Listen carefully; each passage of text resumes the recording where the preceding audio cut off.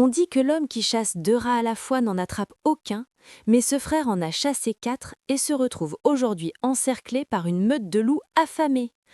L'infidélité est un plat sucré au début, mais qui finit toujours par donner une dysenterie foudroyante.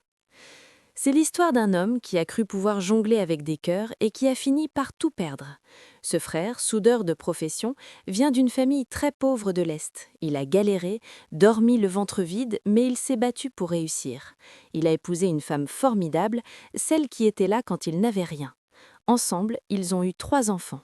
Ses affaires ont prospéré, l'argent a commencé à rentrer, mais avec l'argent, son vice caché est ressorti, il aime trop les femmes. Son envie de mougou est insatiable, une véritable maladie.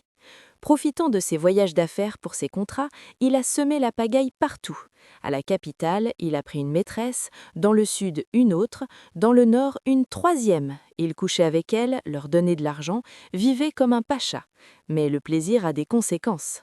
La fille de la capitale tombe enceinte, il paie tout, l'installe, envoie de l'argent pour le bébé pour qu'elle se taise. Puis c'est au tour de celle du sud, enceinte. Il paie encore. Enfin, celle du nord, enceinte aussi. 3 maîtresses, 3 enfants illégitimes, dans 3 villes différentes. Il jonglait avec 2 téléphones pour cacher son secret à sa femme légitime, à qui il donnait à peine 1% de ce qu'il dépensait pour ses maîtresses. Son business a commencé à couler, car il utilisait le capital de l'entreprise pour entretenir ses 3 foyers illégitimes.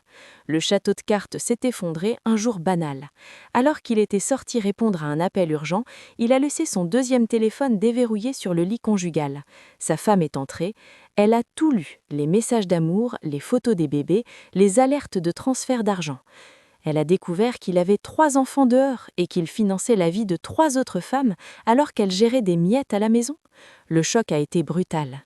Sa femme a immédiatement demandé la séparation et a impliqué les familles.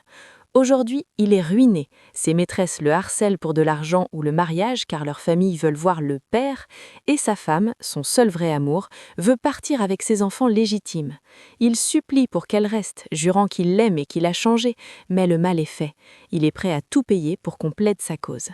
Mes chers abonnés, la polygamie cachée coûte très cher.